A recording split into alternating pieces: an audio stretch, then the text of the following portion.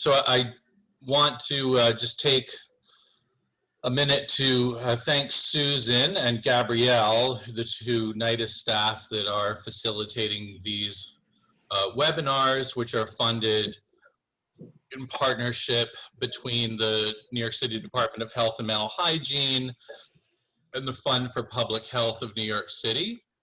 And our co-sponsors, the Buddhist Council of New York, represented this morning by James Lynch.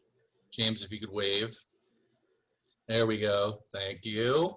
And the Hindu Temple Society of North America, represented this morning, I believe, by Mohan and Ravi. Is that correct? Hi. Hi, gentlemen. Thank you. Both organizations are members of NIDIS's Faith Sector Community Preparedness Program Advisory Board, which works with us to help advise the city on faith sector resilience. And also the Mayor's Center for Faith and Community Partnerships. I don't know if anybody's on from that office. If you are, please give us a shout out. No? Okay. You can go to the next slide, thanks. Just a little bit of background on why we're doing these webinar series, what seems to be basically 11 months into the pandemic at this point in time. New York City went on lockdown around March 16th, 2020. So we're coming up on a year. But we need to be candid about the fact that we still have many more months of the pandemic left, working toward the goal of herd immunity. What that means is we are still rolling out the vaccine. We're not at full capacity. And there are emerging variants of the virus, which I'm sure you're all aware of.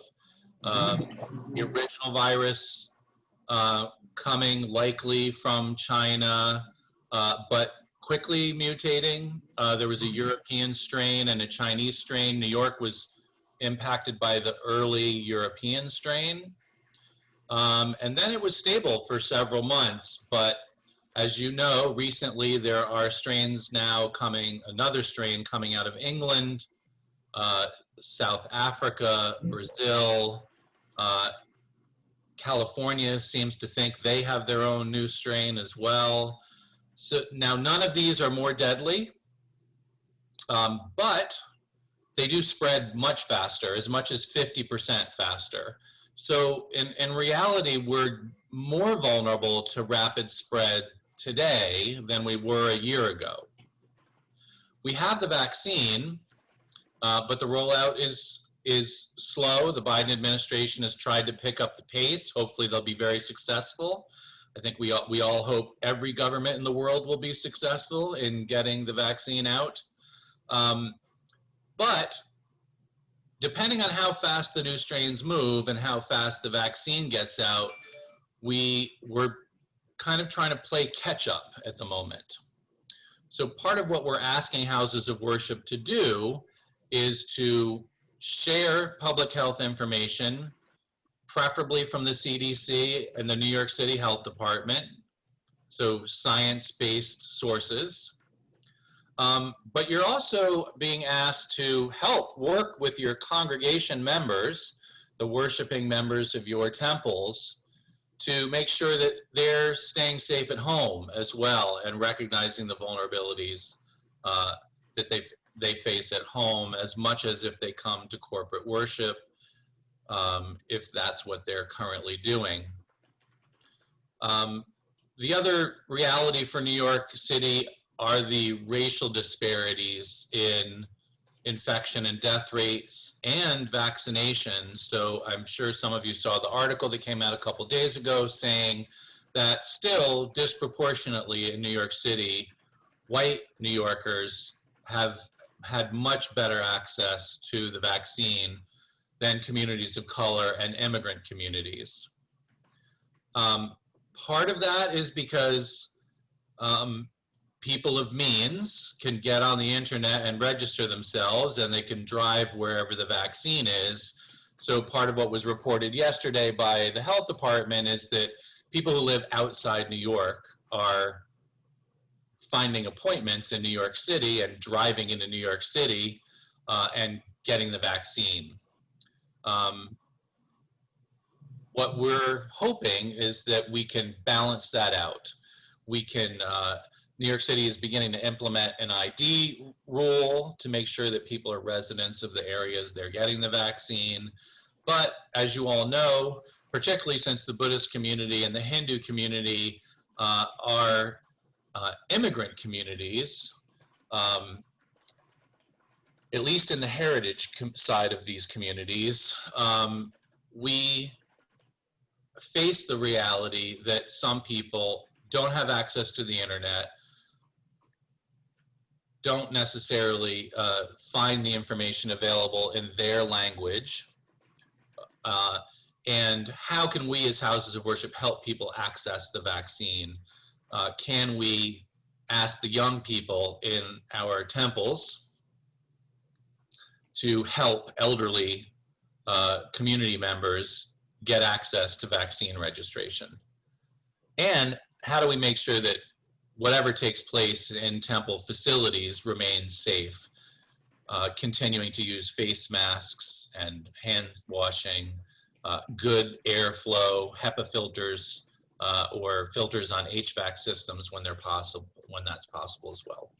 So part of what Gabrielle is going to take us through today is kind of the core information about preparing your facility and your community, planning on what are the best options for you going forward to maintain institutional readiness, as well as to prepare your congregations. And then we're going to hear some updates on the vaccine science itself, and then questions about the vaccine rollout here in New York City. We'll be joined by Lou Rivera from the New York City Department of Health, Office of Emergency Preparedness and Response, and that you can ask him any questions that doesn't get covered in the material. So thank you for being here today. We appreciate your participation and your willingness to be force multipliers in sharing effective communication and science-based vaccine information with your communities. Thanks again to our co-sponsors as well. And I'm going to turn it back to Gabrielle. Thank you. Thank you very much, Peter, for that introduction. I wanted to give Ramaswamy Mohan, the trustee and treasurer of the Hindu Temple Society of North America, a chance to give us his greetings. Thank you, Gabrielle. Namaste. Good morning. Namaste. A big welcome to everybody. I'm Ramaswamy Mohan, and I'm here along with several of my colleagues on this call. Ravi Vaidyanath and Ramanathan are there. I could see the names in here, and a few others. And we are representing one of the co-sponsors, as Peter said, the Hindu Temple Society of North America, which is located on Bound Street, near the corner of Holly Avenue in Flushing in Queens. Dr. Meiser-Aker, who is the president of the temple, the team of volunteers and staff, they are very happy that we were given the opportunity to co-sponsor this event. I believe different communities were given this webinar recently, which included the faith-based organization. In fact, NIDIS, that's New York Disaster Interfaith Services, I consider they're truly a friend of faith-based organizations. And as we know, we are in need of important information, and NIDIS gives us timely and useful manner this information. And as Peter said, we are a member of the advisory board of NIDIS. I'll be remiss. I took the time to quickly look at the recent emails within the last couple of months. What did NIDIS send us? And I was it was quite impressive, Peter and Gabrielle and Susan. Looking at the email, some of the topics that came up, but some were created by NIDIS, some were passing on information. Things like reopening guidelines for in the pandemic, after pandemic, tabletop exercise on reopening, collective responsibility and rejecting stigma, information regarding a web application of New York State services and benefits. Let me take a quick look. Yeah, resources for cybersecurity from CISA and DHS, vaccination capacity and vaccine eligibility, et cetera, et cetera. And also, this is in addition to routine items like severe weather alerts. Trust me, these are extremely helpful to us. And as a house of worship, our temple appreciates these. And we are grateful to Peter and his team, which now includes Susan and Gabrielle. In the same vein, today, the webinar is about the pandemic toolkit and the vaccine updates, as Peter said. And invitees are Hindu and Buddhist leaders. And I see my good friend, James Lynch, already said hello to him. Good to see you after all these days, James, and the others. And we welcome all the participants, a warm welcome. And I think as participants, we have an obligation return. Peter has made a call out to us to help. And as participants, we can do our part by spreading the message in our communities about the information we received today and at other times from NIDIS. Again, thank you to all the participants for attending today. Namaste. Namaste. Thank you very much, Ramaswamy Mohan. I visited the Hindu Temple Society in Flushing a few years ago and was very warmly welcomed. So I'm happy to be connected with you again. I would like to now give James Lynch, the president of the Buddhist Council of New York, an opportunity to give his regards. Thank you very much. Good morning, everyone. Again, my name is James Lynch. I'm the current president of the Buddhist Council of New York. I'd be remiss if I didn't say it was great to see Mohan. I always feel good when I see him. He's a wonderful person. He's a good friend for many, many years. Also, with regards to NIDIS, they're constantly, as he said, you guys are constantly doing a phenomenal job. We're constantly getting information. And a lot of the information with regards to the pandemic toolkit and the vaccine updates we need. The good thing is that you've been part of the educational process that is required in our communities. I think a lot of people, some people in the community, some people did not, in the Buddhist community had trepidations. And these pandemic toolkits and vaccine updates and other things that we're doing are invaluable so people lower the temperature of the fears that they may have, hidden, valid, or otherwise. So it's very, very important. Also, I want everyone to know that we have, my executive team is here as well. We have Vernal Nakagaki, who many of you know very, very well. He's online. He had initially changed his name so you could identify who he was. We have Sylvie Sun here, who's also involved with the Buddhist Council, and also have Doyen here, Reverend Doyen is here as well. So I want you to know that the Buddhist Council of New York stands with you, and we want to make sure that everybody gets the proper and accurate information so that fear can be diminished and that people can be safe, healthy, and secure. Thank you so much, and please be blessed. Thank you. Thank you, James. So as we get started, I wanted to give a brief orientation to Zoom. I'm sure you've all been on 1,000 Zoom calls, but just in case, video and audio controls are on your screen. We are recording this webinar. You should mute yourself if you're not speaking. If you have any technical difficulties, you can write in the chat or email Susan Palevsky and she will help you. And you'll get an evaluation after the webinar. If you fill that out, it's really, really helpful to us, and we'll send you the recording upon completion of the evaluation. If someone else you know wants to access the recording but wasn't able to attend the webinar, then there's an option to click that you didn't attend. We're going to spend most of our time today on the toolkit and explanations of how to use it, what kind of resources are inside. We'll have a chance to ask questions about that, and then we'll be joined by Lou Rivera from the Department of Health for updates on the vaccine, or particularly for any questions you have about the vaccine.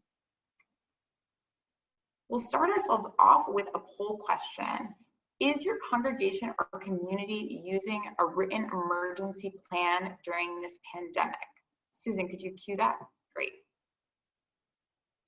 We've had some interesting responses to this question so far in terms of when people have an emergency plan in place, whether they've created that before or after the pandemic. We found that some communities have been spurred to create an emergency plan as a result of the pandemic. Okay, the votes are rolling in. I see some people have a plan, some people are in progress. Okay, great. So 60% of respondents said, yes, you have a plan. One person is in progress and one person gave a no. I'm curious, for the people who said yes, was that a plan you had in place prior to the pandemic or something you've created recently? You can call out or write in the chat.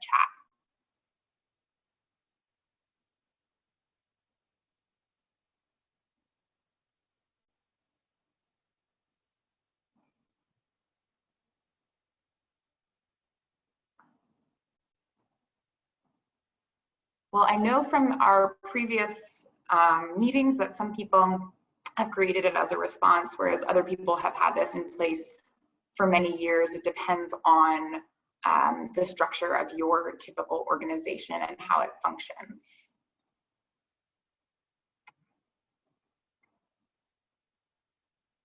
I want to give you a little bit of background about the toolkit.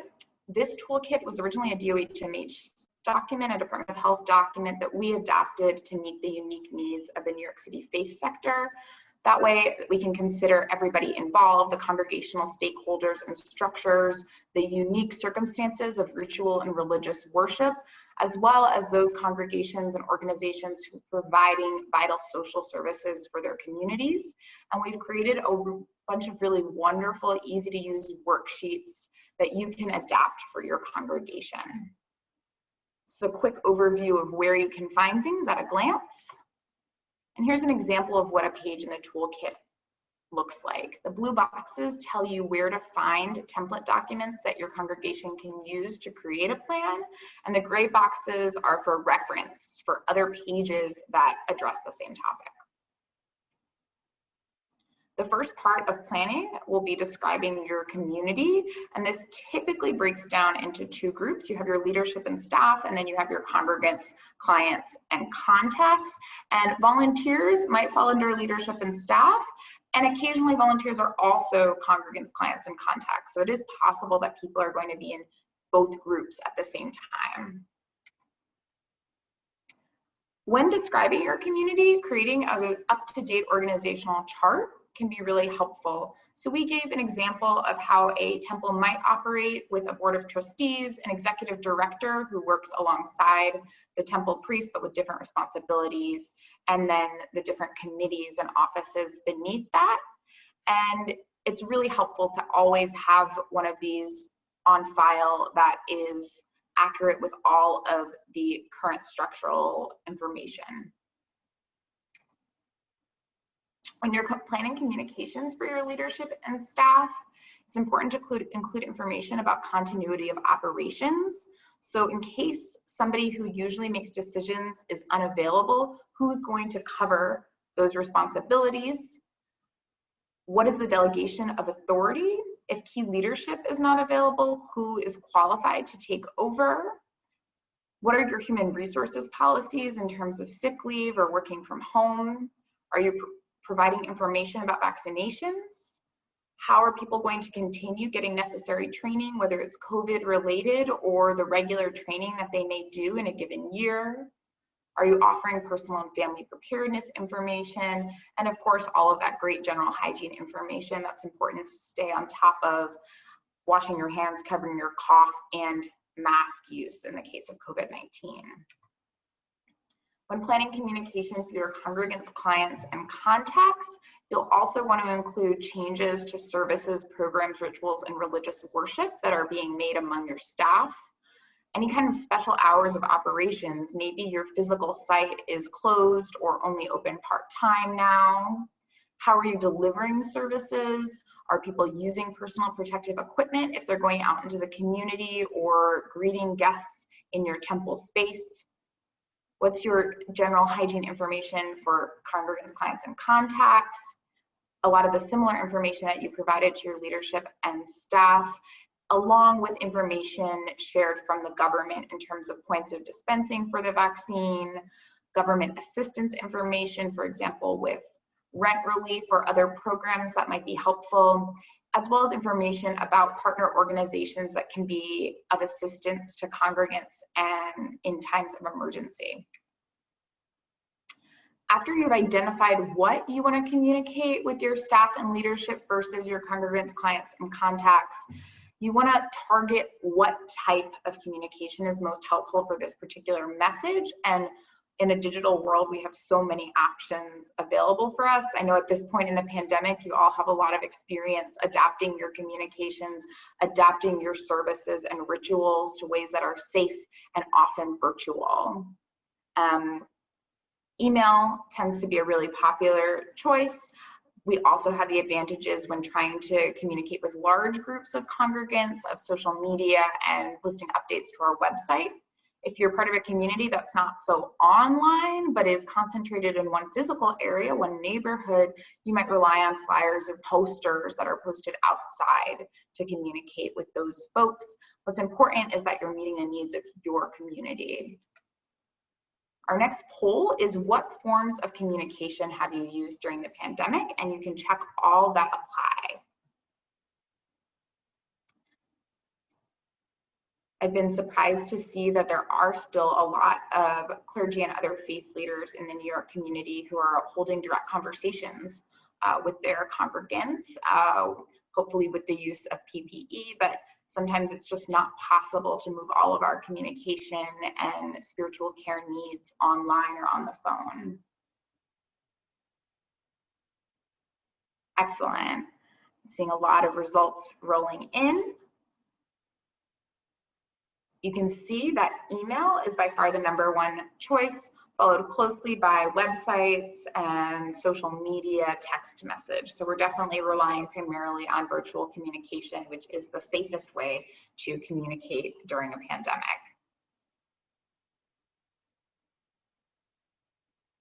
Okay.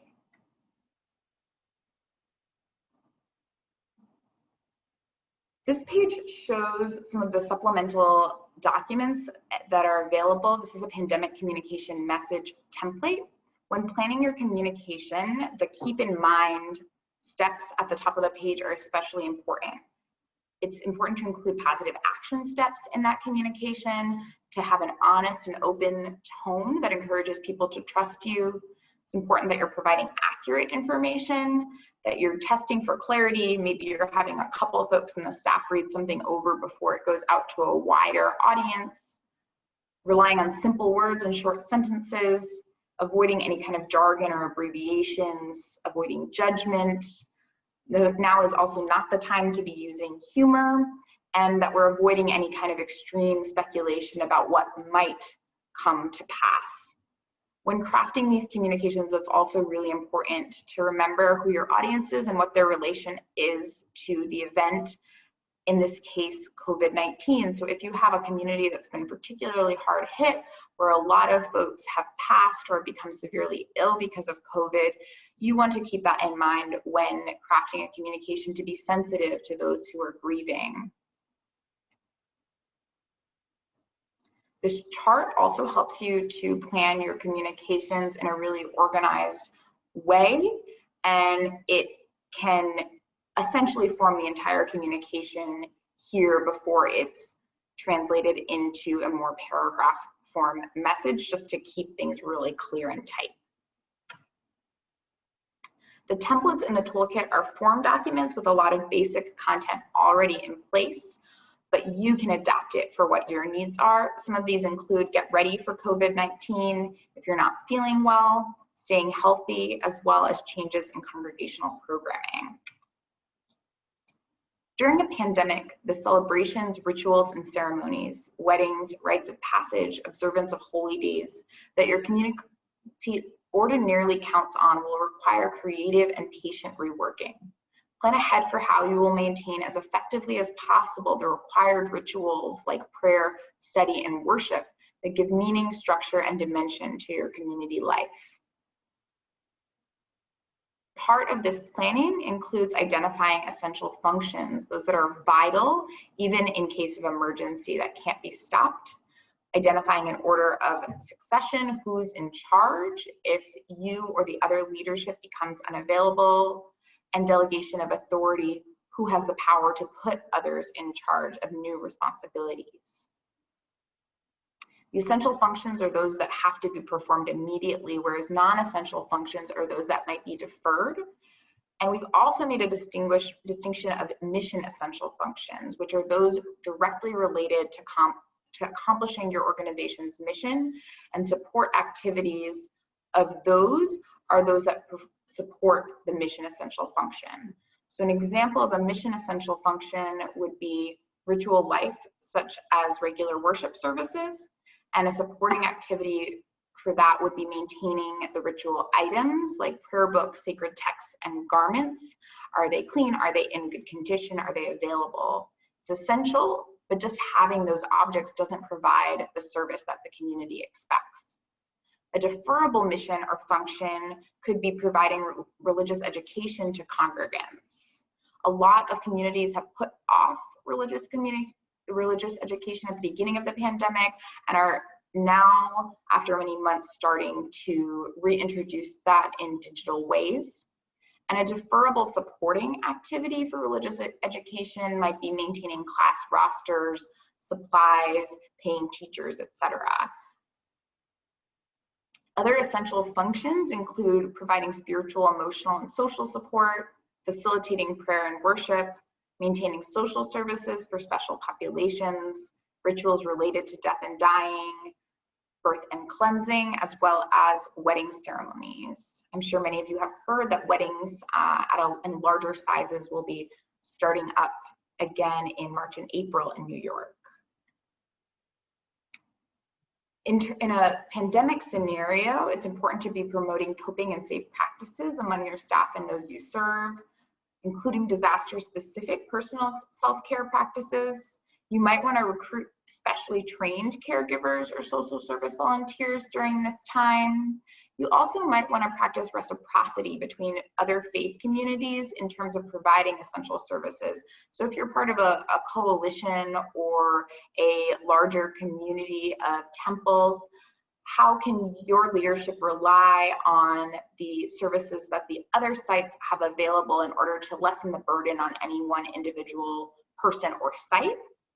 When you're communicating risk, it's important that the information is timely and accurate, that it seeks to inspire, inform, and educate, that you're meeting fear and anxiety with empathy, reassurance, and calm, that you're dispelling any kind of rumors or misinformation that might have been shared, and that you as a religious leader are granting your approval of safer alternative religious practices, that community members are not feeling pressure from you to worship in a way that might not feel safe at this time. Our next poll question: does your congregation have an order of succession or delegation of authority plan? This is another one that some people have put in place as a result of the pandemic and that some people have had in place already for a long time. See that the results are rolling in, and for the most part, folks do have a order of succession or delegation of authority plan.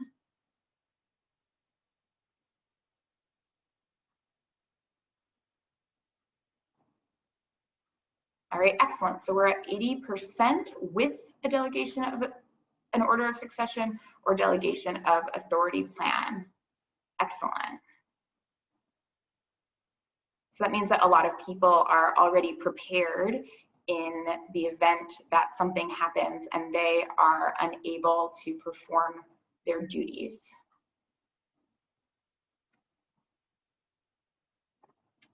The chart on page 53 of the Pandemic Preparedness Toolkit helps you to create an order of succession in the event that you don't already have one. So this is an example for a organization that offers social services such as a feeding program. So the director of sacred music is the person who they're creating an order of succession plan for here. And you'll see that they don't just have one alternate person, but there are actually 3 alternates in case this person becomes unavailable. And then there is the feeding manager, the manager of that social service program with 3 alternates and really complete contact information. The more details we can have in these plans, the better. I want to offer a special note about volunteers. Volunteers present unique challenges during an emergency. Many have regular paying jobs which they must perform. They may use their free time or time off to conduct their voluntary activities and may be unavailable to perform these duties even if they aren't ill during a pandemic, but because their regular job has more need of them due to the pandemic. If your temple does rely heavily on volunteers, you should consider checking in with them in the early stages of the pandemic, so many months ago, but it's not too late now, in order to reinforce messages about personal preparedness and household planning, asking if they need assistance, and to see if they are available to help your community if needed. An additional consideration would be to check if they are in a high-risk category, to see if they have any healthcare concerns, and encourage them to talk with their providers about those concerns, and make sure that if they're doing any kind of in-person volunteer work, that it's safe for them. When planning for staff, prevention is one of the most effective methods that you can take to ensure that they remain available. Some measures that can help this include a campaign to promote healthy activities that includes as much factual information as possible, encouraging vaccinations and healthy activities like hand washing and social distancing, making sure staff know what's expected of them beforehand so that policies like sick leave and working from home are easily available. It also might be a good time to adapt those policies. For example, if you have a sick leave policy that requires a doctor's note, this would be a good time to suspend that policy in order to avoid unnecessarily overburdening our healthcare system. This is also a time to make sure that staff are cross-trained so that if one person is absent, other people can easily pick up their duties, and that they know who's in charge if there's a change in leadership or authority. If your organization happens to provide any kind of medical, mental health, or spiritual pastoral care, or maybe a partner organization provides this, make sure that staff are aware of this. Consider the following strategies to minimize the potential spread during worship and religious gatherings. It's a good time to consider canceling large events and worship services and using alternatives like Zoom or video software. I've seen a lot of Facebook sermons and broadcast worship services of different types. If you are still meeting in person, consider staggering or limiting attendance in order to physically distance congregants so you're not over capacity. You should identify traditions and rituals that might need to be suspended, like handshaking. And when you do change or move events and services, consider the effect on those who have limited mobility. Is it as accessible as the previous location was? Do you need to make new accommodations? And if you are doing things online, it's important that you keep in mind if anyone in your community has visual or hearing impairments. Are you describing anything that's happening visually? Are there subtitles available for what is spoken? It's possible during a pandemic scenario that there will be disruptions in the food supply chain, and it might impact the ability to get special foods used for rituals and offerings or meeting particular dietary needs. How are you preparing for that possibility? And of course, spiritual care. As a religious leader, you'll need to help those who seek your care to reflect on what happened, name and grieve losses, explore doubts and questions about beliefs, participate in commemorative events and healing rituals, and express emotions. You may see a need to deliver food to the sick, offer rituals of healing, visit the dying in hospital, and help with mortuary arrangements. All of these activities while dealing with grieving families. When you're going about these very, very essential activities, it's important that you follow all the recommendations from the local health department. How can you protect yourself if you're doing an in-person visit? Are you wearing PPE and staying physically distanced? Is any food that's being shared being prepared in a hygienic manner? All of those important hygiene considerations still apply. In terms of funerals, memorials, and mourning rituals, it's very likely that these will need to be changed, either due to backups in the system or unavailability of the people who are needed for the ritual. A lot of people have been doing funerals over Zoom, and there's a possibility that if a funeral is hosted electronically, or if only a small number of people are able to gather, that folks will want to somehow repeat this ritual or create a commemoration in the future after COVID has passed. So as the pandemic situation improves, we need to prepare to be a little bit overloaded in the year that comes with a lot of these commemorative observances. When rituals are suspended, it's important to list alternative rituals and services that can help maintain a sense of community. It's important to develop partnerships with other faith communities for providing services in ritual life. It's important we alter rituals that require bodily contact or shared ritual vessels, and that we offer alternative communal experiences.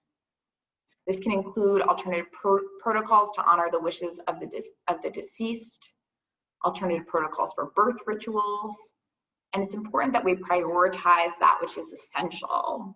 When are we temporarily suspending day-to-day operations and the more celebratory aspects of our ritual lives in order to concentrate resources on care for the sick, grieving family members, and those who have developed special needs because of the pandemic, such as newly orphaned children or persons who are homebound as a result of the pandemic, or who perhaps were homebound before and are now having even more trouble getting what they need.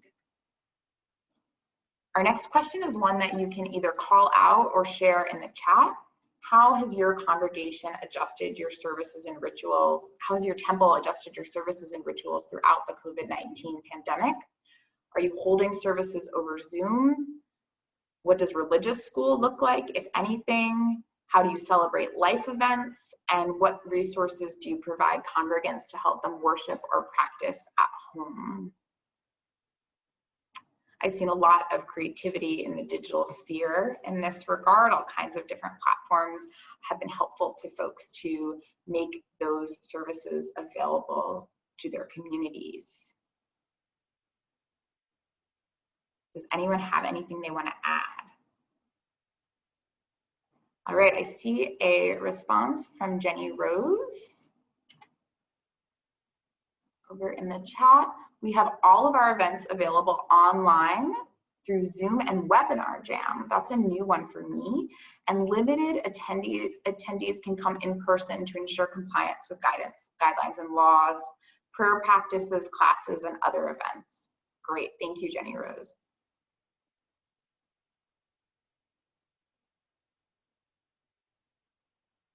All right, Devbanad Viswanath said, religious school at our temple is Microsoft Teams and Google Classrooms. The volunteer teachers have been great, awesome. And James Lynch responded online, everything is online. I'm really glad that you all are have developed safe practices that work for your communities and that you're still maintaining really robust ritual life and religious education despite these circumstances. When planning for our temple and household, if a staff member has become ill or is showing, Mohan also added, we should mark yes to all of the listed items because we did not miss a beat thanks to tech. Isn't that great? Imagine if this pandemic had happened 20 years ago before we were all online in the same way we are now, when some of us still had dial-up internet. This would have been so much more difficult. And I'm sure that the social costs and loss of life due to repercussions of social isolation would have been greater. So when we're planning, if a staff member has become ill, it's important to give them time off or let them work from home. And if a community member has become ill or is showing symptoms of COVID-19, you should request that they stay home and access those services from home, absolutely. When people are ill, you can offer the following guidance, concrete information regarding how long they should remain home, and that information will change based on guidance from your local health department. Making sure others in their household are also staying home if sick or if exposed to the sick person. sharing important information about basic supplies to keep at home, what kind of resources might be available to help with childcare, and sharing relevant city, state, or government programs. For example, Test and Trace Corps is New York City's own public health response to COVID. For supplies and equipment, it's important that we keep in mind the need for personal protective equipment, for technology. So do people have computers available to them or iPads to access these kind of services? Do you have a subscription to a webinar platform or other telecommunications services? And of course, the run-of-the-mill hygiene supplies, garbage bags, cleaning supplies, hand sanitizer we all have a lot of in our offices and temple spaces, I'm sure. And what are those ritual items or materials that you might need to deliver to folks' houses so that they can worship at home? I also see that Jenny Rose has added that a challenge that's arisen is that a lot of people feel that it's just not the same to worship online. Absolutely, I've heard that a lot. People who don't come in person really miss the community and even the Shrine Gompa space. How do you all deal with this and help people to feel connected when remote? It's a really, really excellent question, Jenny Rose. If anybody wants to chime in, you're welcome to add that in the chat and we can address it in our next conversation section to see what kind of strategies people have for dealing with that feeling that it's not the same. When we're planning for continuity, it's really important to account for additional costs. None of the actions that we've mentioned can be performed successfully unless costs are kept in mind. Additional supplies, communications, overtime, or any other additional items may have costs that your temple or faith-based organization may be challenged to afford. Before you make decisions, consider the costs. Some of these might be one-time only. Some may reoccur on periodic bases. And also consider income that your congregation might lose during a pandemic, like lost rent, reduced donations. Before you proceed with any of the actions you identified, you should ask these questions. Does my staff need this to continue to function? Does my community need this to continue to function? Will not having it put people's health at risk? And is my action or purchase based on facts? Have we read scientific studies or consumer reports about this choice? And will the community actually use this? Mental health and spiritual care are of particular importance during a pandemic, as these are times of high stress. You might encourage staff to look to one another for emotional support. You can consider instituting a buddy system where each staff member will be assigned or choose someone to provide dedicated peer psychological, emotional, and spiritual support. These self-care tips can help you and your staff to weather the storm better, taking care of your body through sleep and rest, eating well, exercising, avoiding drugs and excessive use of substances, taking care of your mental health. What are normal and abnormal reactions to disasters? Don't ignore your own emotions. Know when to seek help. Later in the webinar, I'll be sharing access to our Thrive mental health toolkit, which can give you some really helpful information for mental health coping strategies at this time. Caring for your spiritual self, making time to reflect, meditate, pray, find a spiritual connection or community in whatever way that's possible. Mohan had added in response to Jenny Rose's comment that finding that community can be difficult, is that his temple is supplementing online worship with limited admission of devotees into the prayer hall when the temple is open for limited hours, and that their fantastic staff and volunteers help make this happen. And that's definitely a theme throughout the pandemic, that it really takes a village, it takes the whole community to make things work at a time like this. Increasing resiliency. Do something that will help you regain a sense of control. Focus on your strengths and positive coping skills instead of constantly shaming yourself and that scary word should. Reaching out. If you feel overwhelmed, reach out. express your feelings, don't be afraid to accept help. Remaining active, it can be really, really helpful to have a routine at a time like this, even if you might not be commuting or going somewhere every day. How can you maintain your normal activities? Managing your workload, maintain a healthy balance between work and rest, take breaks and time off, prioritize your tasks, and reducing stress. How are you making time for that which you find comforting? Exercise, reading for pleasure, listening to music. Are you spending time with people whose company you enjoy, either at home or virtually? Are you practicing stress-reducing exercises? Consider the following actions to help you delegate when overwhelmed. You might work with a judicatory or religious network or partner.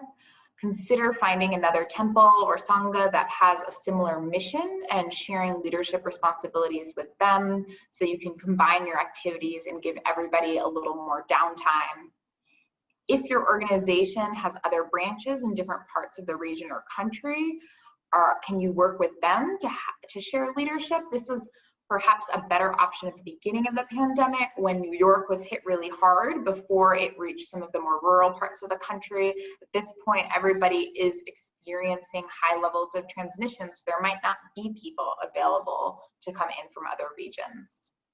If possible, you can plan to have leadership work in set rotating shifts so that allows one person to rest while another leads. Some further tips on mental and spiritual health are available on NYC Well, and this link will be easily accessible in the version of the PowerPoint that we send to you all. All right, it's time to share in the chat or to call out. How have you been practicing self-care throughout the COVID-19 pandemic? And what policies or practices have you put in place to encourage self-care among your staff? For me, staying active is a really, really important part of this. I make sure to take a walk every day after work. I also try to take stretch breaks and to take 20-second glances away from the computer to sort of reset my eyes and avoid that fatigue that comes when we're staring at a screen all day. These glasses are blue light blocking glasses. They're not a prescription. They block the light coming, so it makes it easier to fall asleep at night and protects my eyes when I'm staring at a computer for such a long period of time. All right, my colleague Susan shared that she's been taking walks and calling friends to catch up. It's a really great practice for staying connected. I know I've connected with some people that I might normally not be in touch with due to geographic distance, and yet the world has somehow become smaller over the past year, making those relationships not so far away. All right, Jenny Rose also shared taking walks most days.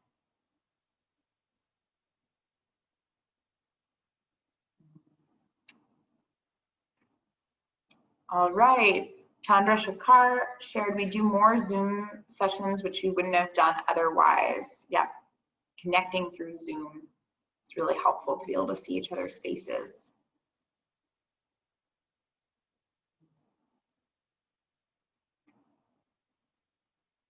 Another important thing is to remember not to put off our healthcare, including mental health care, just because we can't go in person. Can we, switch to telehealth in order to get those needs met?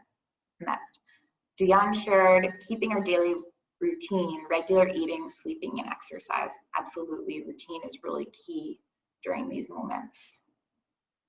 Thank you, everybody, for sharing your self-care practices. It's inspiring to see the way that you're taking care of yourself in a time when it can be really, really hard.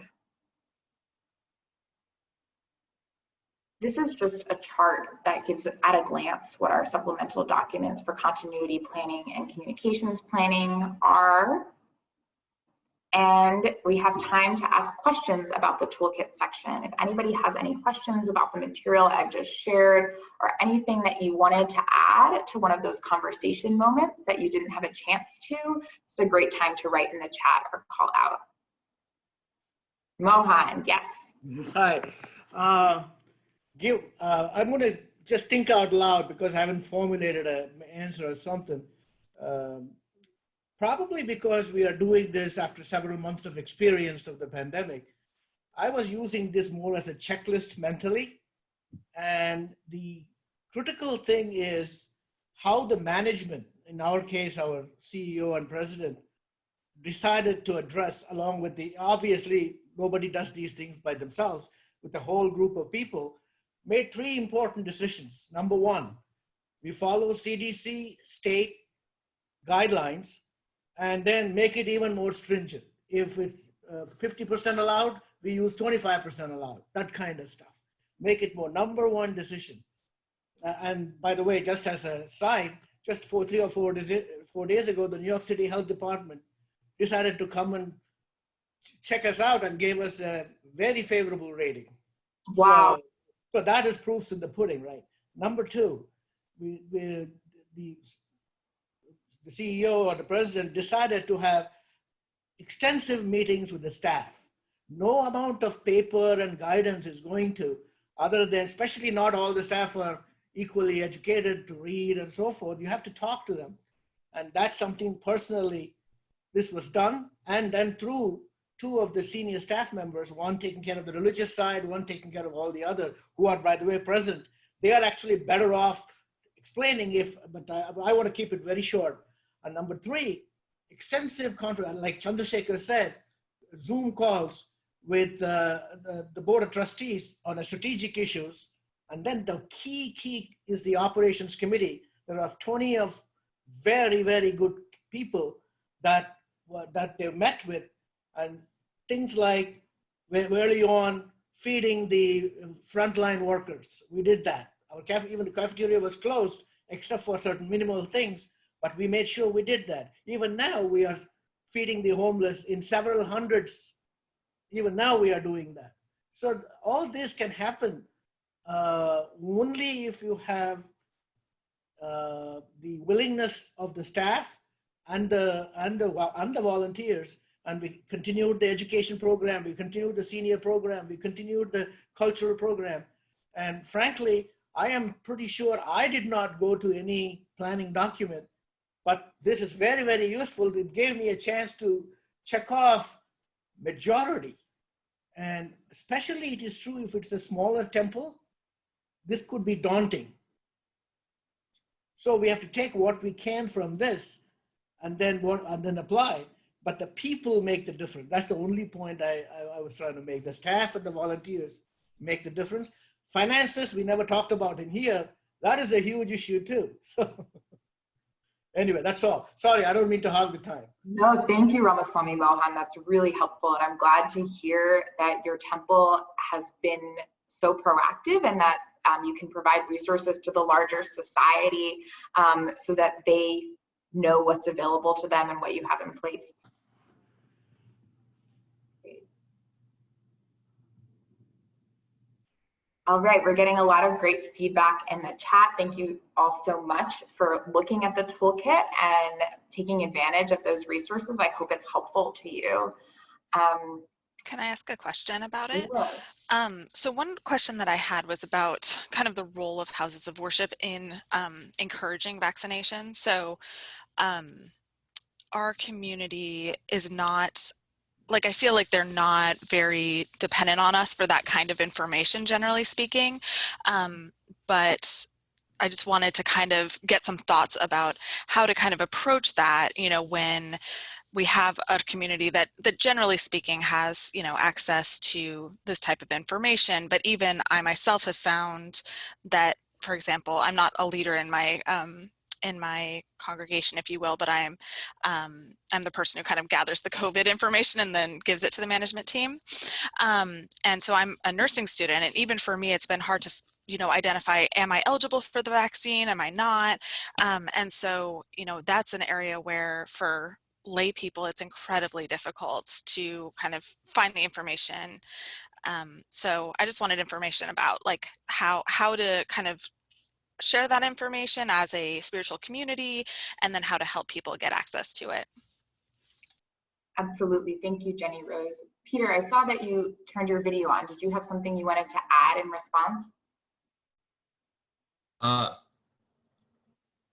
do think because particularly in the Buddhist and Hindu community and other faith communities, there's a large number of immigrants in those communities, as well as elder community members that might not speak English as their primary language. Houses of worship, temple communities become a place where sharing accurate information becomes essential, especially if we don't understand where they're getting information. Even assuming that their family is informing them accurately is not necessarily accurate. I used this example yesterday. You know, my mother is 93. She doesn't know who to trust. You know, she hears lots of different things on the news, lots of different things in the newspaper, and hearing it from me or her priest is more likely to get her to believe what she's hearing. So I do believe it's essential for house of worship leadership in all faith traditions to share whatever the most recent information is. I think the challenge for all of us, I'm sure, as you know, as a nursing student, is the news changes like every darn day. It is literally like every news cycle, there's more information. And even for a professional, that's a little bit daunting to navigate. So I don't know how often your community, you know, shares information beyond the leadership team with members of the temple, but I think at this point, even like weekly updates from temple leadership are definitely a goal worth trying to achieve. You know, New York almost announces every 2 or 3 days how much vaccine it has left, whether or not there's appointments available. And I know, at least for my mother, like she could not figure out how to navigate Connecticut's vaccine registration website. And I had to step in and do it for her. It was just too complicated, which is, I mean, shame on the government, frankly, for creating ridiculously difficult websites for people to navigate. But the reality is, you know, I could do that for her, and I don't think that's necessarily true in a lot of households.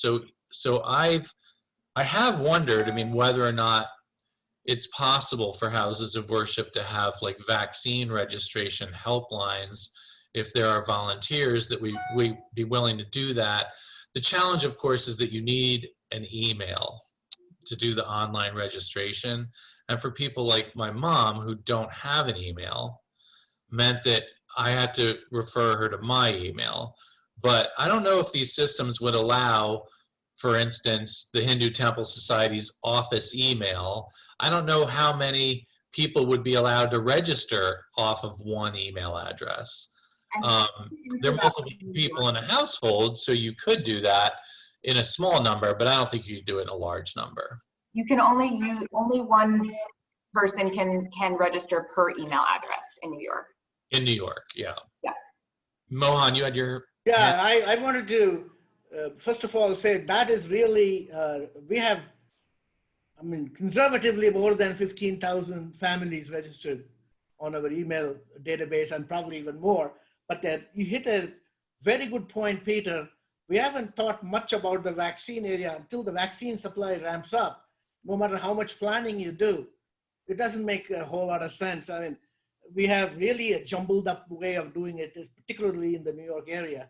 That's no criticism, just statement of fact. But the key point is the loneliness that we talked about.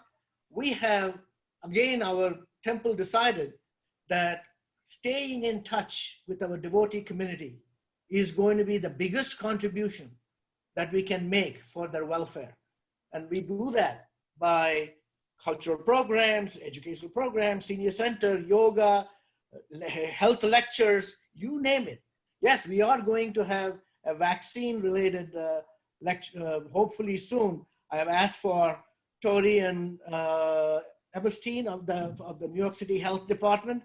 We have requested for him to, we haven't gotten a response yet, to come and speak to our devotee community about vaccines in particular, the expert in the area as opposed to us. So connecting with the devotees, we call them devotees or congregants, is the key to stay connected, because they need us and we need them. We need Yeah. them in large number, and they need the temple to step up beyond just the worship in all facets of life, so that Right. the loneliness, we can help a little bit by reducing the loneliness through where I'm not saying we got it all right. No way we can get it all right, but providing an opportunity, like Peter just said, providing an opportunity to the community to give them some helpful tips. For Yeah. example, there are several leaders in this from the Hindu temple. The few people that are registered, each one can influence a whole bunch of people. That's the key to, we walk away and we do certain things. So to make a long story short, I may come back to you, Peter, and say, can you give me some ideas about vaccine-related education that I can share with, or put me in touch with somebody that can help us, and not just me, meaning Ravi or Ramanathan or Dr. Maisarika herself, because we need help. Yeah. I also think that so, we heard some comments on the webinar we held yesterday about people waiting for newer vaccines because they sound easier. So for instance, the Johnson & Johnson vaccine, which is not yet approved for use, which is less effective than Pfizer or Moderna, in the 80s, percent effective versus 95, but it's a one shot versus a two shot, and people thinking that would be easier for their community, so they were waiting for that. That gives me pause. I agree, it's easier. One shot is easier, of course. But if that one shot is less effective and you're a person in a high risk category, your safety is more accurately preserved with a higher efficacy vaccine. So if you're elderly or if you have health vulnerabilities, a higher efficacy vaccine seems wiser than a one-shot vaccine with a lower efficacy rate. If you're in a low-risk category, and for a variety of reasons you can't, getting two vaccines is harder for you, that might seem like a safer decision, but just because it's easy doesn't mean it's good. It's just easy. It's definitely not as good as Pfizer or Moderna. And I think there are some ethical decisions in here that are worth input from, religious leaders when it comes to how they advise their congregations, their devotees, their students. This is health equity is a major challenge with this pandemic. We know that Black New Yorkers die and get infected at almost twice the rate as white and Asian New Yorkers. Latino New Yorkers are 1.5 times more likely to die or get infected. The Asian community also gets lumped in as a giant monolith, which is typical, right? for people who don't want to recognize that Asia is like half the world. So what does that mean? Asians who live in poverty, Asians who don't speak English, Asians who are from the Far East or the Near East, or there's a lot of it's like it's just a bizarre term to say Asian, and then somehow it's all one giant monolith. So I do think we have to look also a little bit harder at the data than just the way the data is being shared, because I'm not sure it's actually relevant to people from India versus someone from Japan. And part of it also has to do with economics and poverty rate, living conditions. It's not just as simple as ethnicity or race. So I just think there are a lot of considerations that have to be made, and the better informed the members of all the temples from the Hindu community and the Buddhist community are informed, the better. I think the biggest challenge lies in the fact of who in each of those temples is a trusted voice. Is it the priest? Is it a nun in the Buddhist community? Is it the board president in the Hindu community? It might be different from temple to temple.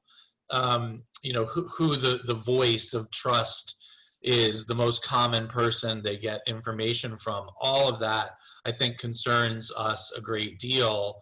And is there as much resistance in the Buddhist or Hindu community to the vaccine as there is in the Black community? I don't know the answer to that. I know there is resistance in the Black and Latino communities in New York, and I'm sure there is in the Buddhist and Hindu communities as well, depending on lots of different things. But that's why I think it's so key for a faith leader in authority to share accurate public health information. Becomes a matter of institutional resilience and preparedness just as much as it becomes a matter of protecting individual households, particularly the most vulnerable. I may comment that we had difficulty deciding on whether to wear a mask or not. Took us months, and still such difficulty on a simple matter like mask. With respect to vaccines, I think the supply is going to be the key in my mind in our Hindu community. I'm calling Hindu community, yeah, but India is Hindu and Sikhs and Buddhists, and so I'm just speaking only about our temple, not about India per se. Right. Indian community, about temple should be okay, and the trusted voice. In our case, we are fortunate. It is our president and CEO. The priests here have a different role than a Christian or a rabbi or an imam. It's different for a Hindu priest. So our president is really the trusted voice, and ably supported by board of trustees and the operations committee. Again, I keep coming back to, we were very fortunate in building a whole bunch of leaders that have risen to the occasion. And with respect to vaccine, I'm absolutely sure that we can deliver the message, but I don't think we have a message yet. I don't think we have a reliable message from the, other than, oh, yeah, but Johnson & Johnson is really the traditional virus, dead virus or whatever, as opposed to Moderna and Pfizer, they are mRNA, which is a different mechanism. And therefore, this is more trusted methodology, Johnson & Johnson, even though it's low. I mean, there are videos floating around by a particular very, very intelligent doctor that is going around the circles in WhatsApp. He's given a series of them, educating us well, putting us questions, giving us answers. So things like that, we have to share a whole lot of information, but what we don't know is which is reliable and which is not. That's yeah. I mean, I think that we know that people who are health vulnerable and the elderly are at high risk, and vaccine is available now. It's very unknown how long, how much longer it's going to be before Johnson & Johnson is even available. And if you're trying to save the life of someone who's health vulnerable or elderly, at this point, your choice is mRNA, the Pfizer or Moderna. That's it. Like I don't think I would ever advise someone who's 90 years old, wait a few more months until Johnson & Johnson comes out, because you're not only health vulnerable now to the current strain of the virus, but you're going to be made more vulnerable the more we have locally anyway infections that are from South Africa. So one of the studies that came out yesterday was that if you've had COVID, you know, most people who've had COVID felt somewhat protected, right, after they've had COVID, especially if they still have antibodies. But a study, there was an article yesterday stating that the antibodies from coronavirus, the existing strains of coronavirus that are predominant in the United States, do not make you immune to the South African strain of coronavirus. So you can get reinfected now. Reinfection was very rare, as you, I'm sure, have seen. You know, less than a dozen or so documented cases from around the world. But now saying you can get reinfected with the South African strain of the virus. Now, there's probably going to be somebody that disagrees with that, but this is the problem. I think we run the risk of sort of decision paralysis because of the enormous amount of news that comes out every day. And I guess I would just say, I think we have to make decisions based on what we know today. And waiting for decisions on what we're going to know in 2 months is going to cost people lives. That's all there is to it. Agreed. Can you speak to the supply side? Do you know anything here to the ground? What do you have? What do you hear? I mean, I probably know what you know, that President Trump, before he left office, released a lot of the second doses that were being held in reserve, and then President Biden increased the amount of vaccine getting to New York State by 16%, I think a week ago, maybe about a week after he took office. And then there was another announcement a few days ago that had also been now increased, so it's up to about maybe 20% more than we were getting. But New York has the ability to vaccinate much faster than we have vaccine for, and that's just a fact. And that information will not change quickly because it's a matter of production. So one of the briefings that I read this morning was that the Biden administration was considering, I don't know if forcing is the right word, but maybe incentivizing other manufacturers in the United States to manufacture the Pfizer and the Moderna versions rather than waiting for new versions. Since those versions are ready, they can be manufactured immediately, as opposed to versions that aren't even approved yet. I don't know if the administration will do that or not, but it's certainly something being considered. We have to accept the fact that, you know, herd immunity is actually not that easily achievable. And that's the other downside of people waiting on the vaccine. The longer we wait, the less people vaccinated, the longer it takes to achieve herd immunity. And herd immunity in the United States is not global herd immunity. It's just herd immunity here, because we are a city of tourism and business and, you know, new immigrants all the time. Our herd immunity here will be always challenged because of there's always an influx of new people, unlike, you know, Orange, Connecticut, where my mother lives, which, you know, which might have 100.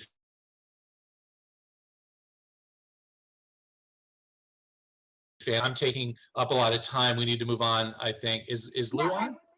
Oh, great. Rivera from the Health Hi. Department. Good Hi, morning. Lou. So he can answer questions about the vaccine for you, as well as anything that you that might be hanging from what we just discussed. I will do my due diligence in answering as many questions as I can.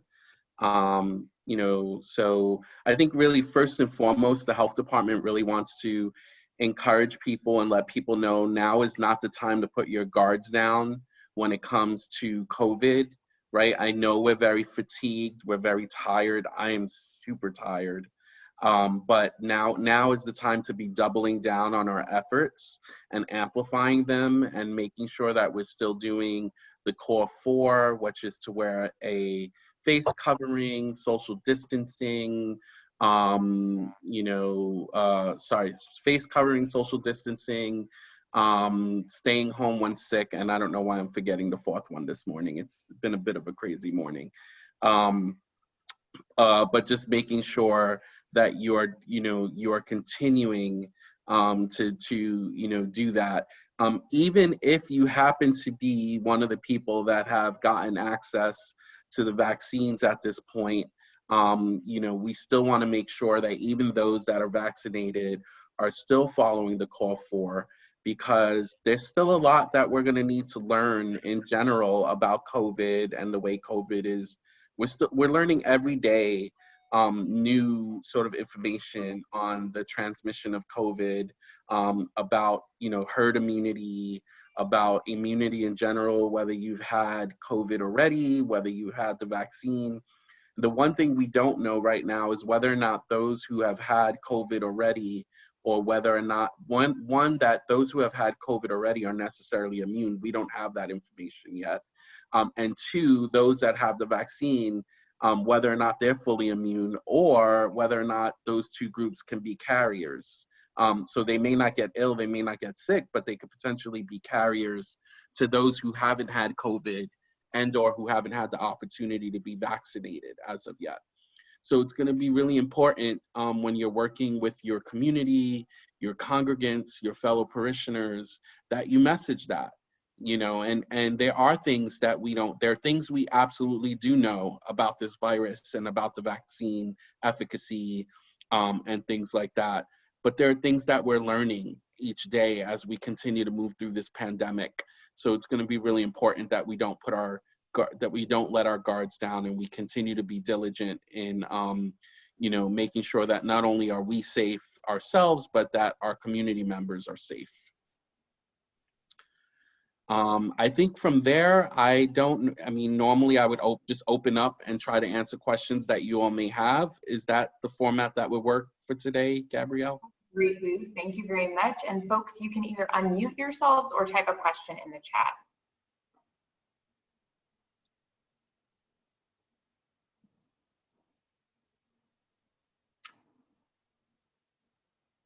Oh, I see one comment about the toolkit, so I'll answer that while people are typing in the chat.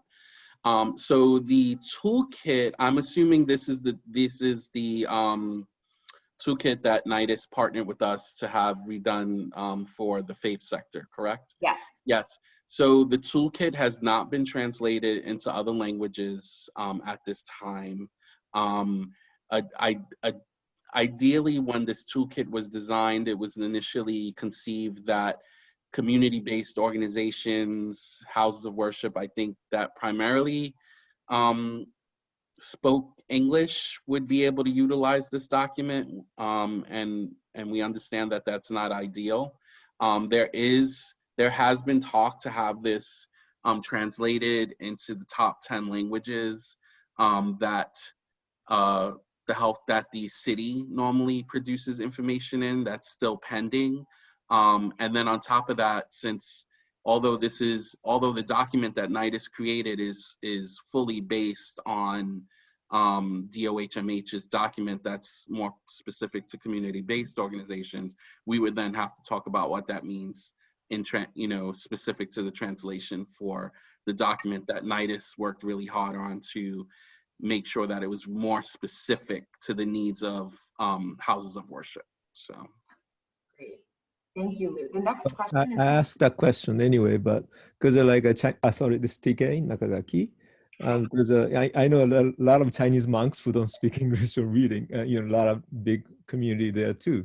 So that's one question. But at the same time, the other question is that this, whatever the things it says here might not apply to the, different community, the system that they have. So, in that case, might be nice to have, talk to some of the Chinese guy who has kind of a knowledge of their community to work with this one. And so, instead of just translating, sometimes doesn't mean much for the other community. So that if you're not, taking time yet, then if you have some approach like that, maybe nice to have more, the important part of this toolkits, and then but at least those parts should be somehow easier to understand their community. And because, for instance, government things people don't trust sometimes, even that. And then how can it possible to, government say I have to do this and everybody's going to do, it's just better not to. In that case, sometimes, And so if the community doesn't want it to have answer has to be yes and everybody has to do, but everybody has different choices, and even age wise it might be different. Some young people likes to do the young, the things that they know or something new, they move quickly. But the older people, you're expecting older people to take those the vaccine.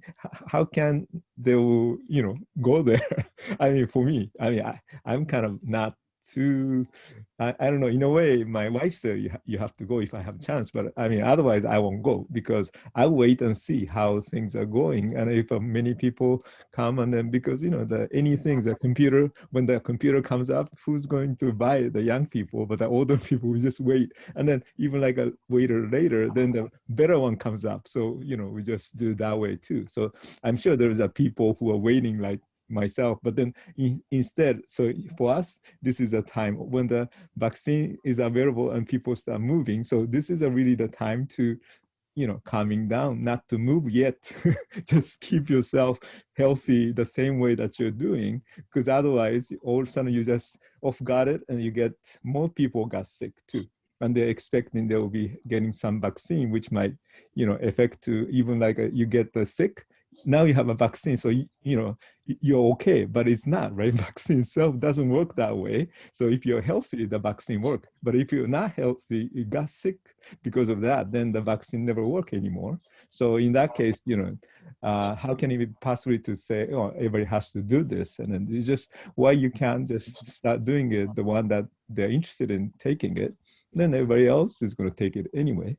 That's my opinion. It's not, personally, that I think that way. So that's why there's a no choice, yes or no. This country is a yes or no, but in some other countries, not, some people who wanted to, they should take it. But then some people are afraid, then they should, take it easy, but yet keep itself, don't, unguarded yet. Something like that message is better than the other way. That's just my opinion. TK, thank you so much for your response and for your insight on some of this. And it's good seeing you. I haven't seen you in some time. I haven't been at the FSCPP meetings in a while, but good seeing you. Happy New Year. Thank you. Happy New Year to you. Yeah, I got. There's a few things you mentioned in your statement. One, definitely, we should be working harder to get materials translated into the most 10 used languages in New York City. The other thing is, you spoke a little bit about what is more termed as capacity building, right? So it's it's not just it's nice to create a toolkit, but it's also better to really help communities and houses of worship understand how to use that toolkit and how to actually execute it. And I think part of what we tried to do here today, and with some of the work we've been doing with NITIS over the last several months specific to the response, was to provide opportunity to do some sort of info sessions and capacity building. But certainly, definitely we have to look into the future to see what that really looks like in the future moving forward. And then also just to unpack some of what you said about the education around the vaccines. And we are doing some community education in and around the vaccines. We're beginning to start to sort of build that up. We've partnered with some agencies so that they can learn how to give the vaccine presentation, NIDIS being one of them. So we are really embarking on doing that. Could we do more? Absolutely. You know, in the end, I do agree with what Peter was saying earlier. Like, we don't know how long the other vaccines are going to take to come out. And we are really trying to ensure that we reach some sort of herd immunity, at least in New York City and New York State. So it'll be really important that, you know, people understand their options, and if they have the opportunity and are eligible to take the vaccine, that they understand what those options are, and not necessarily wait for other vaccine mechanisms to come out. But I understand people, this is a very unique time. This is a scary time. It's exciting for some people. It's scary for other people. You know, so I understand, you know, it's not a cookie cutter approach, right? We're human beings and we're all different, you know, but hopefully, you know, key informants like yourself to the community, you know, who are trusted and valued partners and resources to the community, can go and really have these conversations that we're having right now with your own congregants about all of the information so that they can make the best choice possible for themselves. You know, so yes, you know, I just wanted to address all of those points that you made in your response, and thank you again. Yeah, thank you. I'm sorry, go ahead, Gabrielle, you were gonna. The questions in the chat were all I was gonna call your attention to. Okay, so let me just, this is a long one from I want to say it says Dev, from Dev. So give me an opportunity just to read it.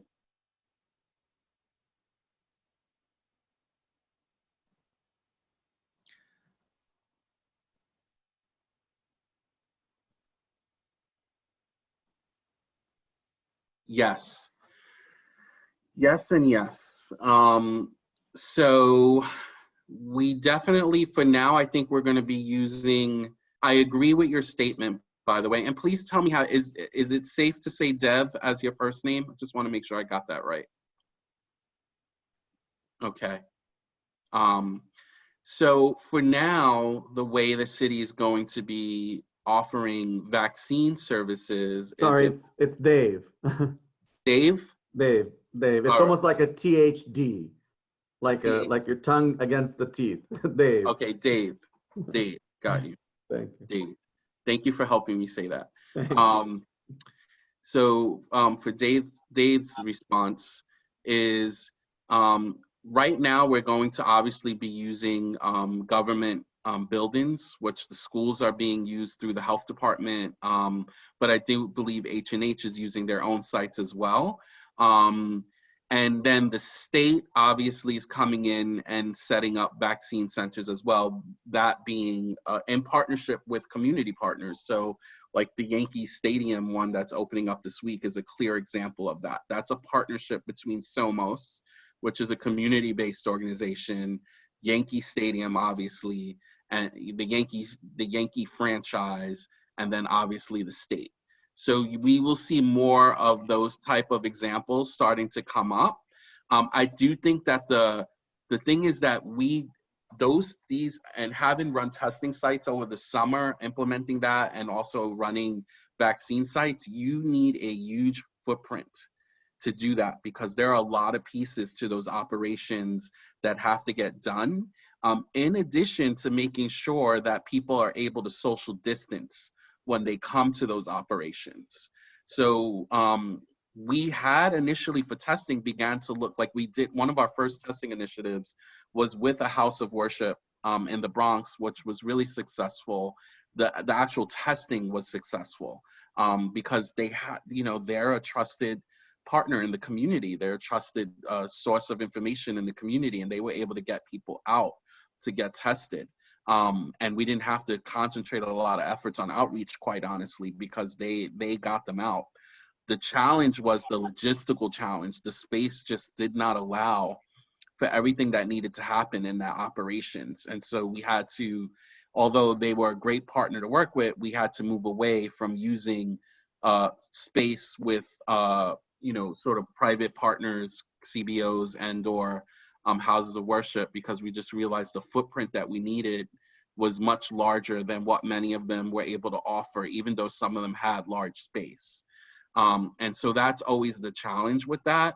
But some of that may change. Right now we're using the schools, and the schools have to open up for the students at some point. So, we may have to revisit, other options, including, obviously houses of worship and community partners that may have space to offer. So that's not totally off the table. What I do think we could be doing, and we did in the summertime, is even if we're not using, the space of a house of worship and or community-based organization, is really partnering with those houses of worship and community-based organizations in the area where the pod vaccine centers are set up. So an example of one of those pod sites is in Soundview in the Bronx, right? Or there's one in the Lower East Side, Ready.